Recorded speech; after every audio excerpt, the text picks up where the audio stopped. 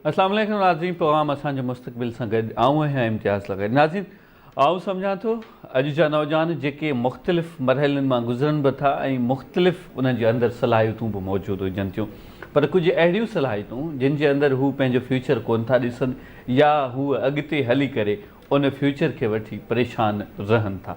आऊं सम्झां थो उहे नौजवान जिन जे अंदरि को बि स्किल आहे, को स्किल सेट आहे, उन्हनि जे अंदरि हिकिड़ो एतमाद आहे, उन्हनि खे पुर एतमाद आहिनि त असीं ही शइ करे सघूं था, पर छाकाणि त उन्हनि खे गाइडेंस कोन थी मिले, उन्हनि खे करियर काउंसलिंग कोन थी हुजे, को उन्हनि खे सम्झाइण वारो, को रस्तो ॾेखारण वारो, को ॾस ॾेखारण वारो कोन आहे। असांजी हमेशह कोशिशि रहंदी आहे असां पंहिंजे प्रोग्राम में उन्हनि माण्हुनि खे, उन्हनि शख़्सियतुनि खे घुरायूं जेके असां ताईं, अव्हां ताईं गॾिजी डिस्कशन करे कुझु न कुझु हासिलु करियूं, कुझु न कुझु सिखूं। अॼु मुंहिंजे पैनल में जेके ॿ गेस्ट मौजूदु आहिनि उन में सभ खां पहिरियों औरंगज़ेब साहिबु पाण पोइट आहिनि, एजुकेशनिस्ट आहिनि। अॼु असीं उन्हनि सां पोइट्री जे हवाले सां बि ॻाल्हि ॿोल कंदासीं ऐं तालीम जेको हिकिड़ो हर ॿार जो, हर माण्हूअ जो बुनियादी हक़ु आहे ऐं आऊं सम्झां थो हर नौजवान लाइ, हर माण्हूअ लाइ हिकिड़ी टीं अखि आहे। बग़ैर तालीम जे इंसानु अधूरो आहे, अणपूरो आहे। पंहिंजो पूराओ करण लाइ एजुकेशन हुजणु तमामु घणो लाज़मी आहे। आऊं तहे दिल सां भलीकार करियां थो औरंगज़ेब साहब के। मैं वेलकम करता हूँ औरंगज़ेब साहब, आपने टाइम निकाला, बड़ी मेहरबानी। बहुत शुक्रिया आपका कि आपने इस खूबसूरत प्रोग्राम में मदऊ किया। अच्छा, उन खां पोइ नाज़रीन हिकिड़ी ॿी गेस्ट जेका पाण बि पोइट आहिनि, एजुकेशनिस्ट आहिनि, उन्हनि जो पढ़ाईअ सां तमामु घणो लॻाव रहियो आहे, टीचिंग सां बि तमामु घणो तालुक़ु रहियो आहे, पाण पोइट्स बि आहिनि। उन खां पोइ हिकिड़ी वॾी ॻाल्हि जेका हर छोकिरीअ में ऐं हर लेडीअ में उहा ॻाल्हि न हूंदी आहे, ऐं इहो बि ॿुधाईंदो हलंदुसि त पेरेंटिंग जे हवाले सां बि इन्हनि जो तमामु घणो कमु थियल आहे ऐं पेरेंटिंग जे अंदरि इन्हनि जो इंट्रस्ट बि तमामु घणो आहे। अॼु असीं इन्हनि सां बि ॻाल्हि ॿोल कंदासीं त बेस्ट या सुठी पेरेंटिंग कीअं करे सघिजे थी, पंहिंजनि ॿारनि जी ज़िंदगीअ में उन्हनि जो किरदारु, उन्हनि जूं सलाहियतूं, उन्हनि जो एतमाद कीअं वधाए सघिजे थो। आऊं तहे दिल सां भलीकार करियां थो नाज़िया, मैं आपको भी वेलकम करता हूँ, आपने भी अपना कीमती वक्त दिया। वालेकुम अस्सलाम जी। औरंगज़ेब साहब, मैं आपसे शुरुआत करूँगा। पोइट्स ये समझ लें कि एक राइटर है, पोइट भी राइटर है। राइटर जो कि मुख्तलिफ नावल्स भी लिखते हैं, जैसे करंट अफेयर भी हैं, कंटेंट राइटिंग भी हैं। अब पोइट का सबसे पहले तो हम देखते हैं कि पाकिस्तान के अंदर या पूरे मुल्क के अंदर, पूरी दुनिया के अंदर पोइट का क्या किरदार है, वो अपने मुल्क के लिए क्या करता है? देखिए, बात यह है कि अगर सिर्फ हम पोइट्री की अगर हम बात करें तो हम इसकी डिस्क्रिमिनेशन इस तरीके से देख सकते हैं कि एक आम आदमी में और एक पोइट में जो फ़र्क है ना बुनियादी, ये सब कॉन्शियस लेवल पे उस ग्रेटर वेब ऑफ विजडम से कनेक्टेड लोग होते हैं, थिंकर होते हैं, मतलब जो पैदाइशी बुनियादों पर ये वस्फ़ अपने साथ लेकर पैदा होते हैं, ठीक है। और अगर तो लकीली यही समत उनको मिल भी गई है और उन्होंने इसको डिस्कवर भी कर लिया है, तो ये इंतहाई आम आदमी होता है, ये सोचने वाला आदमी होता है। और आप ये देखें कि ये सबलिमिनल लेवल के ऊपर जो थॉट को इम्पार्ट करना जिसको आप कहते हैं ना, यानी उसके बाद जहाँ पे यानी एक कंप्रेस्ड फॉर्म में आपको एक चीज़ दे दी गई और आपको उस कंट्रोल्ड विजुअलाइजेशन से या उस कंट्रोल डोमेन से, उस कंट्रोल थॉट से ले जाकर जोड़ने वाला शख्स होता है। तो ये इंतहाई अहम एक किरदार होता है। और अगर मतलब किसी ख़ास, जैसे कि आपने कहा कि एक मुआशरे के लिए या किसी भी नेशन के लिए जो है उसका अहम किरदार क्या होता है, तो वो तो कमर्शियल बेसिस के ऊपर हम उसको देख सकते हैं, लेकिन इंडिविजुअलिटी में भी अगर आप उसको देखें तो ये एक आम आदमी के मुकाबले इंतहाई ख़ास आदमी होता है। इसकी तादाद जो है मतलब बिल्कुल आटे में नमक के बराबर होती है। आप यूँ समझें कि ये थॉट को फ्लोट करने वाला, उसको फ्लरिश करवाने वाला, उसको पहुंचाने वाला आदमी होता है, जो बिल्कुल मतलब उस इंटेलेक्चुअल लेयर से जुड़ा हुआ होता है, जहाँ से ये ख्यालात को कशीद करता है और एक आम आदमी तक उनको जो है वो पहुंचाता है। ठीक है औरंगज़ेब साहब, फॉर एग्जांपल एक पोइट है, उन्होंने बड़ी मेहनत की है, उन्होंने अपनी ज़िंदगी लगा दी है। उस पोइट्री का आखिर अल्टीमेट मकसद क्या होता है?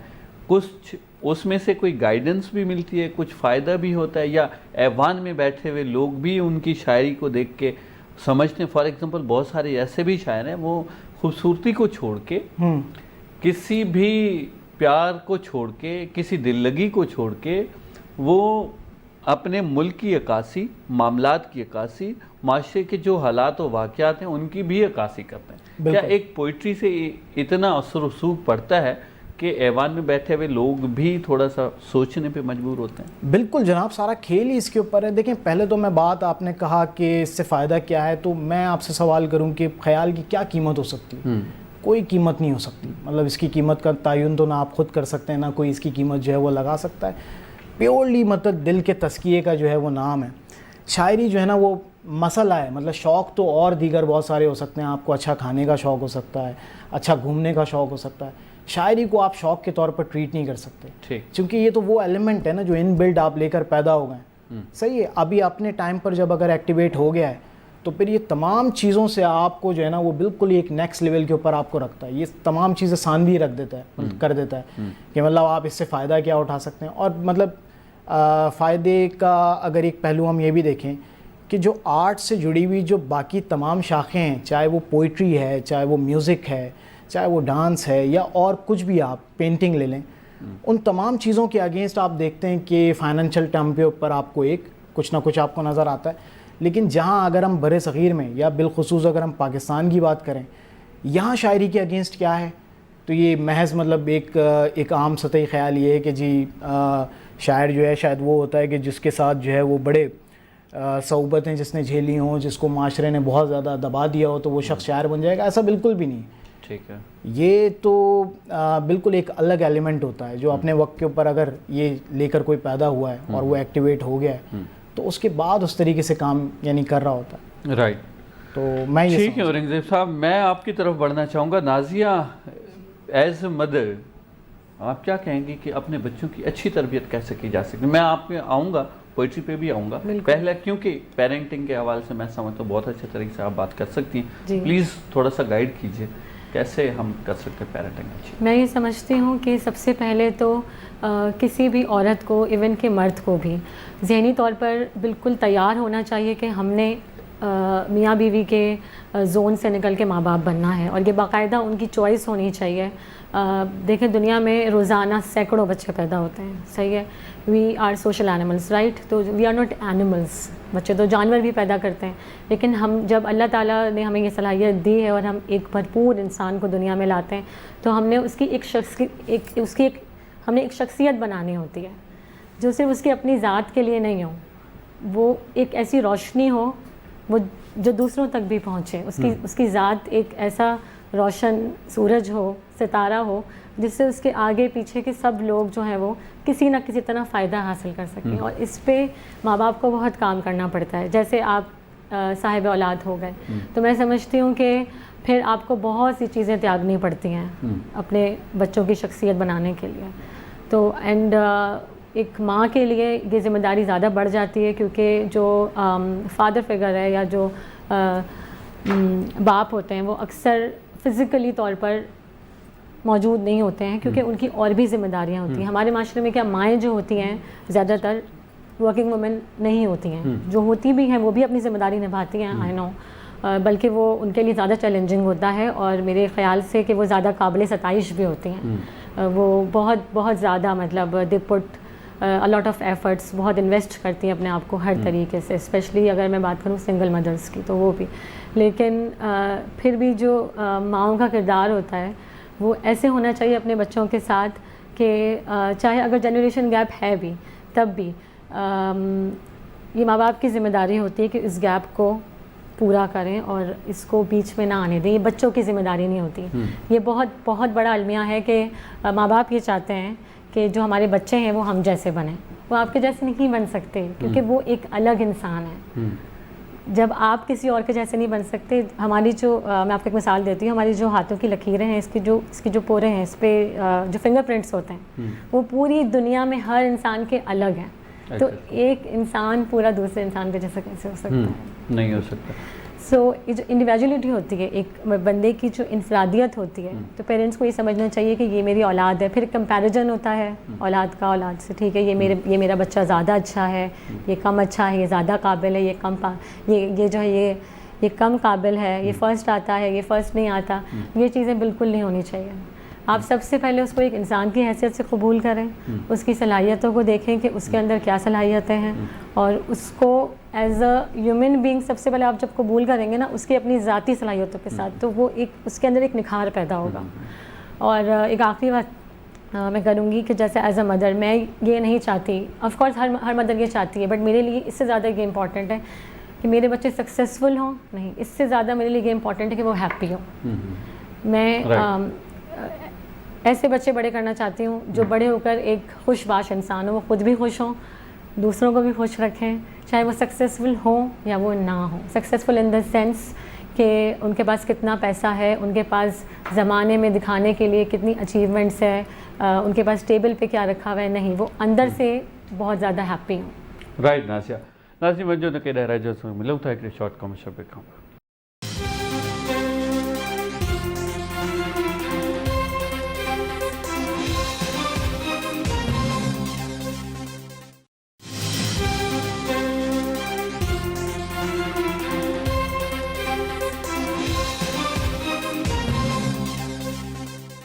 वेलकम बैक की खिदमत में हाजिर हूँ। औरंगजेब साहब मैं आपकी तरफ आना चाहूँगा। एजुकेशन इस वक्त मैं समझता हूँ मेरा तो ये सवाल रहता ही है और होना भी चाहिए। आजकल के बच्चे अगर देखा जाए तो वो तालीम से थोड़ा सा दूर हटते हुए दिखाई देते हैं, नज़र आते हैं। आपका क्या ख्याल है इसके बारे में, और इसके अगर ऐसा है तो इसकी क्या वजूहात हैं? देखें, एक अलग पहलू से आपने चूँकि एजुकेशन का आपने ज़िक्र किया, सो मैं एक और एंगल से आपको लेकर आता हूँ कि एजुकेशन जो है ना, फॉर मी, मतलब keeping in my view, education is a vaccine to cure the ignorance. और अनलकीली ये वैक्सीन जो है ना, ये पाकिस्तान में मौजूद नहीं है। और जो इंस्टीट्यूशंस यहाँ पर ये वैक्सीन ऑफ़र करते हैं वो एक्सपायर वैक्सीन है। मतलब निज़ाम जो है ना, मतलब अच्छा, फिर इसके ऊपर बहुत ज़्यादा हम अफसोस कर भी नहीं सकते।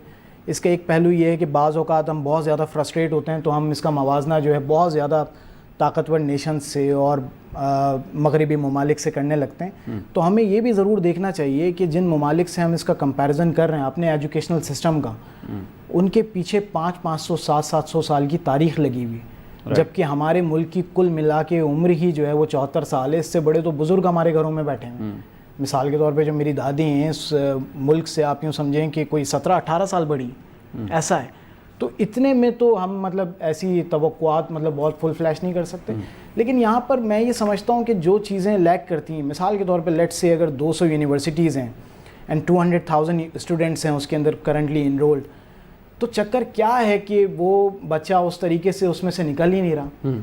ये जो डिग्री जो हम लेकर जाते हैं, जो रिफ्लेक्ट करती है कि जी हम इस चीज़ के लिए एलिजिबल हैं, जिसके लिए वो हमें मिली है, it's just a piece of paper, उसी करेंसी के पेपर की तरह, जो कि एक रसीद होती है जिसके पीछे कमोडिटी लगी हुई होती है। जहाँ बात करते हैं तो पता चलता है जी बंदा बिल्कुल खाली है, डिग्री तो वो लेकर आया हुआ किसी भी चीज़ की, मास्टर्स की, एमफिल की है। तो बात यह है कि स्टूडेंट के एंड के ऊपर और टीचर्स के एंड के ऊपर, दोनों के एंड के ऊपर हमारी पूरी कोर जो है ना, मतलब उसके रिफॉर्म्स की हमें बहुत ज़्यादा ज़रूरत है। और ये रिफॉर्म्स इस तरह के नहीं है कि आप इसको रेनोवेट कर लें या सिर्फ ऊपर से रंग रोगन करके जो है वो इसको तैयार कर लें, बल्कि ये तो मैं समझता हूँ कि बिल्कुल स्क्रैच से इसकी फाउंडेशन के ऊपर जो है वो काम किया जाए। मेरिट नहीं है हमारे पास आप ये देखें कि हमारे पास टीचर्स की जो हायरिंग का जो सिस्टम होता है, या जो हमारे पास टीचर्स की ट्रेनिंग एंड डेवलपमेंट का सिस्टम है, कोई सिस्टम नहीं है। सिलेबस है हमारा करिकुलम है, ये सारी चीज़ें। और अगर आप इसको करंट वैल्यूज़ और करंट वर्ल्ड के साथ अगर आप इसको मैच करने की कोशिश करें तो वहाँ पे भी इतना बड़ा आपको डिफरेंस नज़र आता है। तो बहुत कम मैंने अब देखा है कि अब कुछ ऐसे इदारे हैं कि जो एजुकेशनल फ़िलासफ़ी के ऊपर बाकायदा जो है वो काम कर रहे हैं। देखिए, मैं आपको एक बात बताऊं, इससे जुड़ी हुई एक बात जो मेरे जहन में आई, जी प्लीज़, कि जो इन्फॉर्मेशन है ना, अगर वो सिर्फ पास ऑन ही करनी है तो एक बच्चे में और एक फ्लैश ड्राइव में तो कोई फ़र्क नहीं रह गया ना, वो भी तो डाटा का कंटेनर है और एक बच्चा भी वही बन गया। इस इंफॉर्मेशन की जो मतलब डीकम्प्रेस जो फॉर्म है ना, वो आपको पहुंचानी है। यानी इट्स लाइक अ सीड। अगर मैं आपसे कहूँ कि हमारे यहाँ इस तरह है कि हमारे बच्चे के जहन में ये इन्फॉर्मेशन का सीड जैसे किसी आप शॉपर के अंदर रैप करके उसके दिमाग में डाल देते हैं, वो कितना ही जरखेज़ क्यों ना हो, वो कभी भी एक ट्री के अंदर कन्वर्ट ही नहीं हो सकता।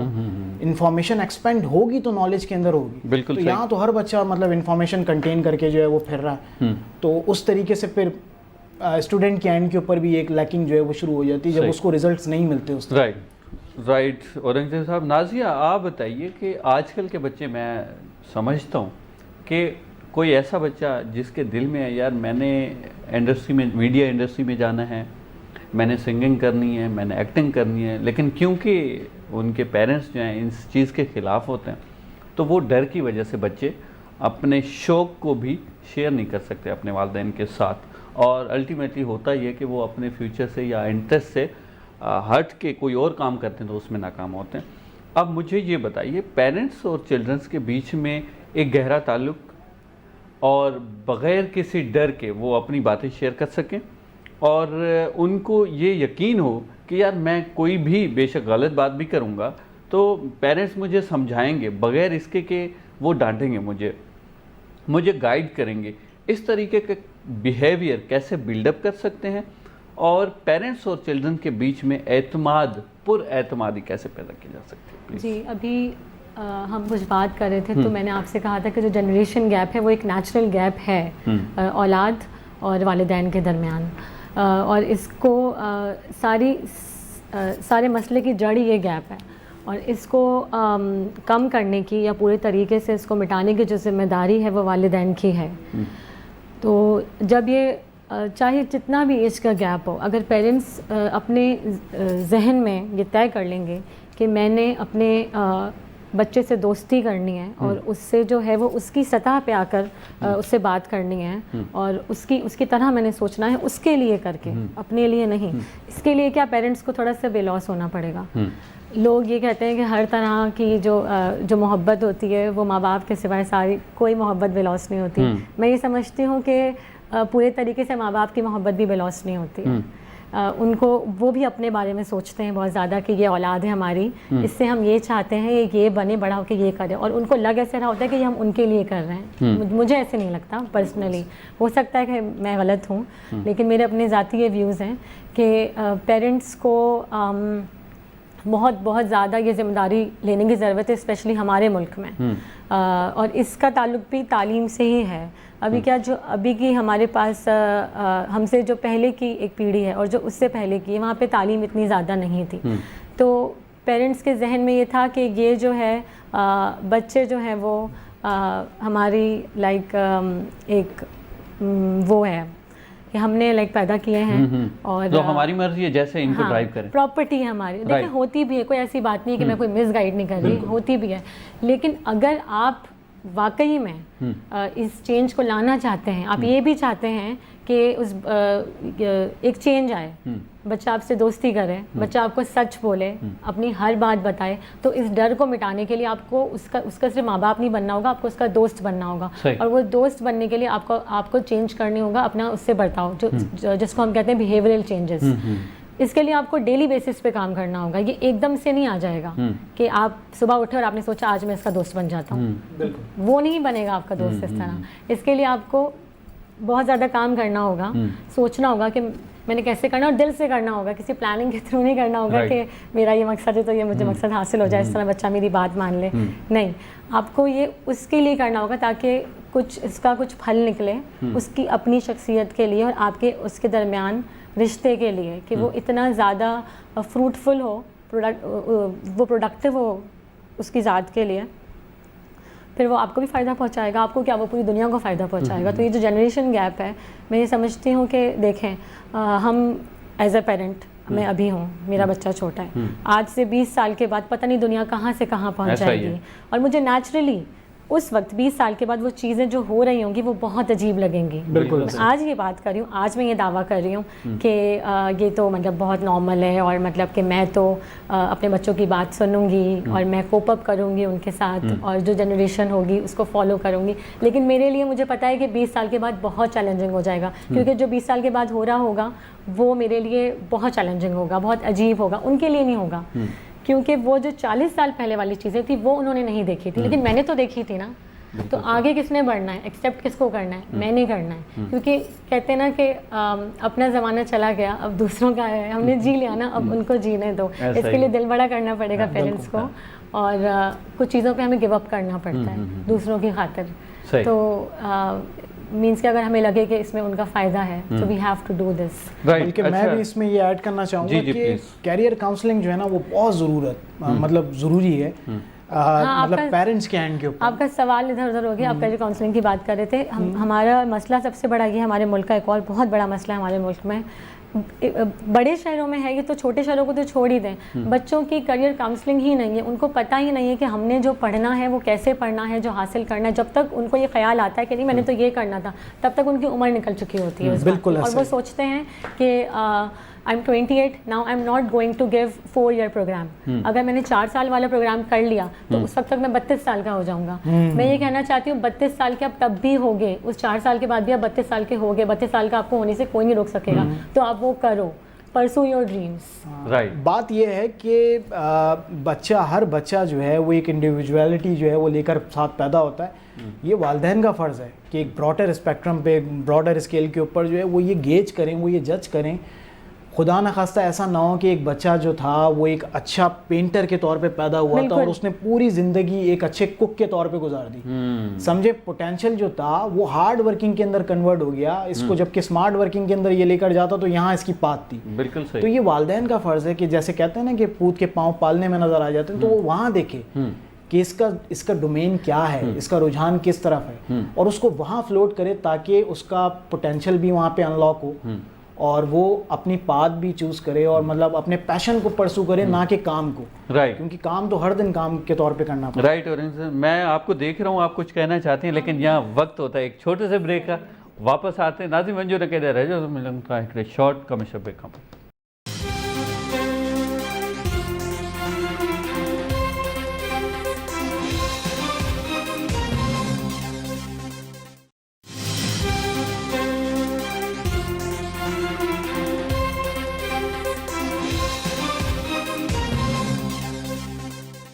वेलकम बैक नाज़रीन, हमारी खिदमत पे हाजिर हैं जी। नाज़िया कुछ कहना चाह रही थी आप ब्रेक से पहले? मैं ये कहना चाह रही थी कि अभी एक बात कर रहे थे पेरेंटिंग के हवाले से। तो कुछ दिनों की बात है, मैं एक किताब थोड़ा सा पढ़ रही थी, तो मेरी मदर ने मुझे कहा कि ये किताबें पढ़ने से कोई मायने नहीं बनते।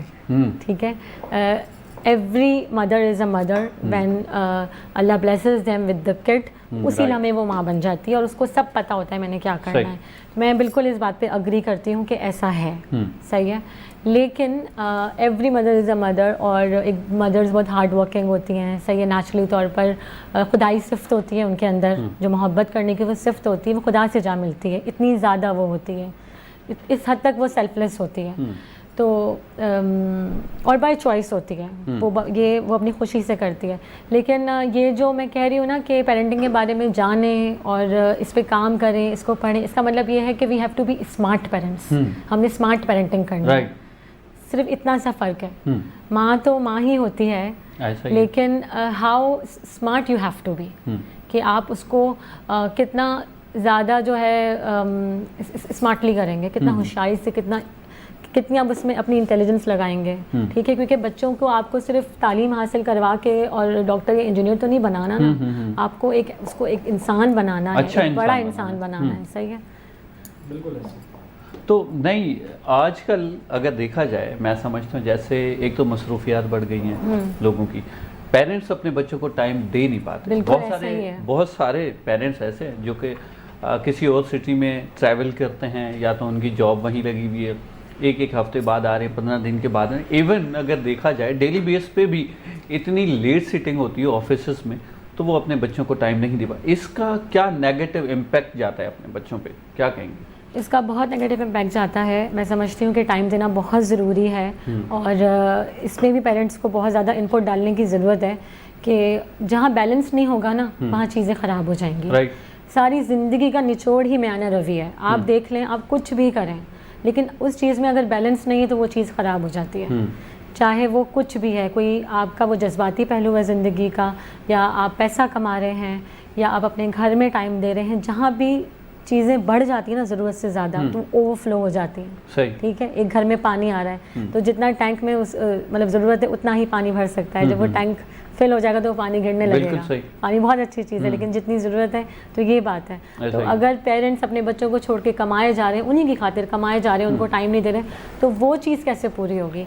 तो ये पेरेंट्स ने डिसाइड करना है कि हाउ टू फिल दिस। अच्छा नाज़िया, एक आम सा सवाल है जो हर बंदे का सवाल एक दूसरे से होता है, पेरेंट्स से ही होता है, या बहुत सारे लोग ऐसे सोच रहे होते हैं कि यार आप अपने बच्चों को ना हद से ज़्यादा प्यार ना दें, वो बिगड़ जाएंगे। इस बात में कितनी सदाकत है, और ऐसा है? अगर है तो कैसे कम किया जा सकता है? पेरेंट्स को how we can convey this message? अब देखें, हद से ज़्यादा प्यार तो जब होता है किसी से तो होता है, सही है। हाँ। तो इसका तो कोई वो नहीं है, हल नहीं सही है। लेकिन नहीं, आपने वो प्यार तो एक्सप्रेस एक कैसे अलग है। करना है। अगर हाँ, हम आपने उसको लाड उठा रहे हैं, बच्चों हाँ, के लाड में लाड उस पर आ रही हूँ, आपने उसको एक्सप्रेस कैसे करना है, दोबारा से बात बैलेंसिंग की आ जाती है।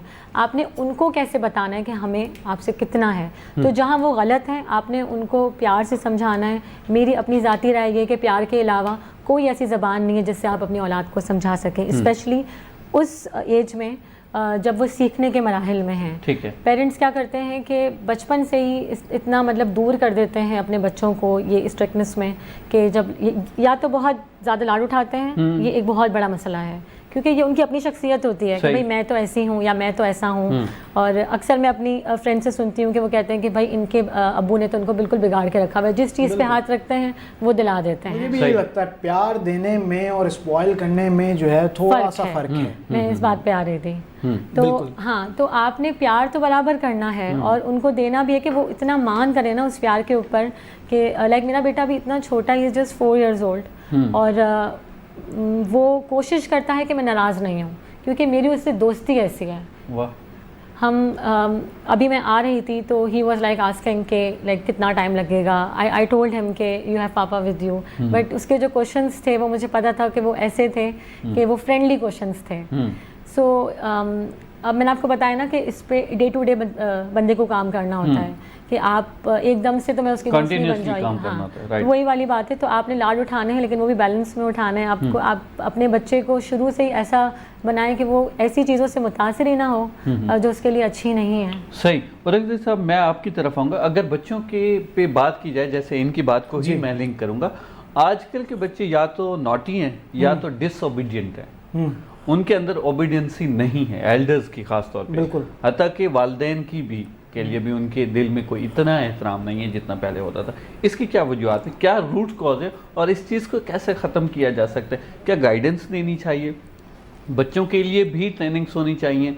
इसमें पेरेंट्स का कसूर होता है या बच्चों की तरबियत? देखिए, इसमें जो है ना, वो अगर कसूर की अगर बात है, कसूर तो खैर मुनासिब लफ्ज़ नहीं है, लेकिन इसमें सारा मतलब जो खेल है ना वो अगर पेरेंट्स का जिम्मेदारी बोल सकते हैं। जी बिल्कुल। यानी 90% जो इनपुट है ना वो सारी की सारी मतलब पेरेंट्स के खाते जाती है। उसकी वजह ये कि देखिए बच्चे का जो जहन है ना वो तो बिल्कुल पानी की तरह है, वो तो शेप शिफ्टिंग के मराइल के अंदर है ना, वो तो किसी भी तरीके से आप उसको मोल्ड कर ले। तो ये आपको इम्पार्ट करना पड़ेगा उसके अंदर, ओबीडियंसी भी उसके अंदर आपको इम्पार्ट करनी पड़ेगी, क्योंकि बच्चे का जहन जो है ना वो बिल्कुल बेलगाम घोड़े की तरह है ना, ऐसा ही है। वो तो कहीं भी जाएगा। अगर आप उसको छोड़ देंगे तो वो तो मॉल का असर लेकर भी मतलब अपने तौर के ऊपर भी बिल्कुल स्पॉइल हो सकता है, अगर आपने इवन नहीं भी किया। तो ये आपका काम है कि आप उसको किस तरीके से उसमें इम्पार्ट कर रहे हैं। इम्पार्ट से मेरी मुराद ये कि कैसे वो चीज़ ट्रांसमिट कर रहे हैं, और प्यार से ज़्यादा बेहतर टूल कोई है नहीं। मतलब बच्चे को बाय फोर्स तो आप किसी चीज़ पे टेम नहीं कर सकते। बच्चा तो मतलब अनटेमेबल एक एलिमेंट उसके अंदर होता है ना, तो प्यार से ये चीज़ जो है वो वहाँ पे रखी जा सकती है। और मैं समझता हूँ कि विद क्वालिटी टाइम, और मतलब एक ऐसे गैर महसूस तरीके से कि बच्चे को महसूस भी ना हो, एक ऐसी वारदात कि मतलब उसको खबर ही ना हो कि मेरे साथ क्या हो रहा है, और आपने वो चीज़ फेथ के तौर पे वहाँ पे इंजेक्ट कर दी। तो ये पेरेंट्स का मतलब इनिशियल स्टेज के ऊपर जो है वो काम है, वो फिर अपने तौर पे काम करने लगती है। सिर्फ आपको फाउंडेशन ज़रा सी बनानी होती है, बच्चा तो कंस्ट्रक्टिव मोड में खुद ही आ जाता है। तो ये ओबीडियंसी को के एलिमेंट को और उसके समझने को, इन चीज़ों को अगर आपने बुनियाद पे नहीं छेड़ा तो फिर ये अपने तौर पर होती हैं, और मेरे ख्याल से बाद में इतनी जल्दी कवर भी नहीं होती। सो पेरेंट्स का इसमें बहुत बड़ा रोल है, मेरा ख्याल है। अच्छा नाजिया, अगर आजकल के पेरेंट्स में देखा जाए तो आप अपने तजर्बे से, या आपकी पेरेंटिंग के अंदर बड़ा इंटरेस्ट भी है और काम भी किया हुआ है, आप क्या समझती हैं पेरेंट्स को किन चीज़ों पे काम करना चाहिए? कौन सी चीज़ें ऐसी हैं जो इम्प्रूव हो सकती हैं अपने बच्चों की अच्छी तरबियत को लेकर? मैं ये समझती हूँ कि सबसे पहले क्वालिटी टाइम, जिसकी आजकल बहुत ज़्यादा कमी है। जैसे अब देखें फॉर एग्ज़ाम्पल अभी समर वेकेशन स्टार्ट हुई हैं, तो अभी से ही हमने ये देखना शुरू कर दिया है कि बच्चे थक हार के स्कूल से उनकी जान छुट्टी है, और parents wants to send them to that, क्या कहते हैं उसको, समर कैंप। जी, अभी मैं कहती हूँ 2 हफ्ते तो रुक जाते पेरेंट्स, 2 हफ्ते अपने पास रख लेते बच्चों को, so they don't have much time for them. उनको क्या लगता है कि नहीं, शायद उनकी नीयत में ऐसी बात नहीं, उनको लगता है कि नहीं हम अच्छे से नहीं कर रहे, हम इनको बिज़ी रखते हैं। जब बच्चे बिज़ी रहेंगे तो वो गलत चीज़ों में नहीं पड़ेंगे, जैसे गेमिंग हो गई या गलत सोहबत है, मीन्स के किसी भी जैसे आपके जो मीडियम एज के बच्चे होते हैं जो सेकेंडरी की तरफ जा रहे होते हैं, मतलब 12-13 साल के बच्चे, 14 साल के लड़के स्पेशली, तो वो क्या करते हैं कि उनको इस तरह की फैसिलिटीज़ देना शुरू कर देते हैं कि वो वहाँ से तो वो चीज़ कम हो जाती है, लेकिन पेरेंट्स से वो दूर होते जाते हैं। तो पेरेंट्स को कुछ इस तरह का करना चाहिए कि कुछ ना कुछ टाइम वो उनके साथ गुजारें। आप उनको लेकर छुट्टियों पे चले जाएं, ठीक है, हर एक अफोर्ड नहीं कर सकता, लेकिन मैं समझती हूँ कि हर एक कुछ ना कुछ ज़रूर अफोर्ड कर सकता है, कुछ ना कुछ ज़रूर ऑफ़र कर सकता है। एक तो टाइम का मैं समझती हूँ है तरबियत के लिए, और दूसरा ये है कि पहले ऐसे होता था, हम छोटे होते थे तो हमें जो हमारे एल्डर्स होते थे उनसे एक बहुत लगाव होता था, एल्डर से बहुत लगाव होता था, हमारी दादियों से, नानियों से हम बैठ के कहानियाँ सुनते थे, साथ में खेलते थे, ठीक है। लेकिन अब क्या है कि बच्चों को पता ही नहीं होता कि हमारे जो बड़े हैं और या उनके बड़े हैं वो कौन है या वो क्या करते थे, वो उनसे जज्बाती तौर पर उतना नज़दीक नहीं है। तो पेरेंट्स को इस पर मेरे ख्याल से काम करना चाहिए कि जो आपके इमीडिएट फैमिली के अलावा जो आपकी एक्सटेंडेड फैमिली होती है उसके बारे में बताएं थोड़ा, कि उनको पता तो हो कि फ्रॉम वेयर वी बिलोंग, क्योंकि आप अपनी असल से नहीं जुड़े हुए, इसमें कोई वो नहीं है, इसमें कोई शर्मिंदगी नहीं है। ये मैं समझती हूँ कि ये बहुत फ़ख्र की बात है कि जो भी आपकी असल है आप उसको ओन करें। जबकि मैं ऑन द कॉन्ट्ररी ये भी समझती हूँ कि आपकी जो बर्थ होती है ना, जहाँ भी आप पैदा हुए होते हैं और जिस भी घर में आप पैदा होते हैं और जैसे भी आप पैदा होते हैं, वो ये डिसाइड नहीं करती कि बड़े होकर आप क्या बनेंगे, ठीक है, राइट। सो वो तो एक ऐसी चीज़ होती है, उसके बाद आप कुछ भी बन सकते हैं, कहीं भी जा सकते हैं, हर तरीके से आप इवॉल्व होते हैं। राइट नाज़िया, आखिर में आप जाते जाते प्रोग्राम का वक्त क्योंकि पूरा हो रहा है, अभी पूरा होना चाहता है, तो लास्ट में क्या पैगाम होगा आपकी तरफ से पेरेंट्स को? मेरी तरफ से यही पैगाम होगा कि अपने बच्चों से बहुत ज़्यादा प्यार तो सब ही करते हैं, बस आप उनके दोस्त बने, एक ऐसा बैलेंस रखें कि जब वो बड़े हो जाएं तो उनको इतना ओन नहीं करें कि उनकी जो अपनी शख्सियत है वो कहीं गुम हो जाए। राइट, बहुत ज़बरदस्त बात की। औरंगज़ेब साहब, आपका क्या ख्याल है, आपका क्या पैगाम है नौजवानों की तरफ स्पेशली? देखिए, मैं तो ये समझता हूँ नौजवानों की अगर बात है तो वो किसी भी फील्ड से अगर उनका ताल्लुक़ है तो उसमें अपने आप को कन्विक्शन के साथ और बहुत ही एक मतलब एक्सट्रीम डेडिकेशन के साथ जो है ना वो उसमें उसके हवाले कर दें। अगर आपने उसको अपने पैशन में नहीं कन्वर्ट किया तो आपको हर दिन वो काम की तरह वो चीज़ जो है वो करनी पड़ेगी। परसिस्टेंस के साथ, एक फोकस, एक बहुत ही एक यूनिफॉर्म एक मैनर के अंदर जो है ना उस काम को आप किए जाएं। और एजुकेशन के लिए मैं ख़ास तौर पे कि कॉग्निटिव माइंड के साथ जो है ना, मतलब एजुकेशन जो है वो सिर्फ एक लर्निंग नहीं है, वरना अगर सिर्फ लर्निंग है तो ये 8-10 साल बाद डिवाइसेस जो है हमें टेक ओवर कर लेंगी, क्योंकि एआई के पास वो 20 साल में जो हम हासिल कर रहे हैं ना वो विद इन नो टाइम यहाँ पर है। तो इन्फॉर्मेशन और नॉलेज का फ़र्क जो है वो उसको समझते हुए कॉग्निटिव माइंड के साथ जो है वो प्ले करें, किसी भी फील्ड में चाहे आप हैं, परसिस्टेंस के साथ। राइट औरंगज़ेब साहब। नाज़रीन, आऊं सम्झां थो अॼु जी जेका असांजी गुफ़्तगू हुई, ॿिनि पहलुअनि ते गुफ़्तगू हुई। हिकु त तालीम, ॿारनि जी तालीम, इन खां पोइ पेरेंट्स जेको तमामु घणो अहम हिकिड़ी डिस्कशन चई सघूं था, छाकाणि त अॼुकल्ह जा जेके पेरेंट्स आहिनि उन्हनि वटि टाइम तमामु घटि आहे, मसरूफ़ियात तमामु वधीक आहे, इन करे हू पंहिंजे ॿारनि खे टाइम बि कोन था ॾेई सघनि। ऐं हूअं ॾिसजे त उन्हनि जी फीलिंग्स खे, उन्हनि जी थिंकिंग्स खे, उन्हनि जे दिलि दिमाग़ ज़हन खे बि सम्झी कोन था सघनि। उन्हनि जे दिमाग़ में छा पियो हले, हू करणु छा चाहिनि पिया, या उन्हनि जे अंदरि सलाहियत कहिड़ी मौजूदु आहे, उन्हनि खे कहिड़ी तरबियत जी ज़रूरत आहे, कहिड़े माहौल प्रोवाइड करण जी ज़रूरत आहे, इन्हनि सभिनी शयुनि ते पेरेंट्स खे घुरिजे त फोकस कनि, छाकाणि त ही ईंदड़ वक़्तु ॾाढो बदिलजंदड़ वक़्तु आहे ऐं हीउ जदीद दौर अचण वारो आहे, अची चुको आहे। बल्कि अॻिते जीअं हलंदासीं पाण, ॿारनि जा ज़हन, दिलि दिमाग़, उन्हनि जी सोच जा महवर तमामु घणा बदिलबा ऐं तमामु घणा वसी थींदा। उहे पेरेंट्स जेके माशाअल्लाह 40 साल गुज़ारे चुका, 50 साल गुज़ारे चुका, उन्हनि जो वक़्तु पंहिंजो हो, पर हीअ जेके पेरेंट्स, ही जेका टही हले पई, ही जेको वक़्तु हले पियो, दौर हले पियो, इन में तमामु घणियूं शयूं मटिजण वारियूं आहिनि, ॾींहों ॾींहुं मटिजनि पियूं ऐं ॾींहों ॾींहुं ही असांजो दुनिया आहे जेका उहा गैजेट्स जे ज़रिए, मोबाइल जे ज़रिए गॾु थींदी थी वञे, हर शइ असां वटि मौजूदु आहे। सो आउं सम्झां थो, आउं पंहिंजे प्लेटफॉर्म तां पेरेंट्स खे इहो बि ज़रूरु चवंदुसि इन प्रोग्राम जे तवसुत सां त पेरेंट्स खे ॿारनि जी तरबियत ते, सुठी तरबियत ते, पुर एतमादीअ ते तमामु घणो ख़्यालु रखणु घुरिजे, ज़िम्मेदारीअ सां उन्हनि खे क्वालिटी टाइम ॾियणु घुरिजे। ऐं सम्झां थो अॼु जे प्रोग्राम मां अव्हांखे सिखण लाइ तमामु घणो कुझु मिलियो हूंदो। असांजो प्रोग्राम पाण बि ॾिसंदा रहो, पंहिंजे दोस्तनि सां बि ज़रूरु शेयर करियो। असांजो प्रोग्राम फेसबुक वसीले, यूट्यूब वसीले बि ॾिसी सघो था। ईंदड़ प्रोग्राम ताईं पंहिंजे मेज़बान इम्तियाज़ लगारी खे ॾींदा इजाज़त। अल्लाह ने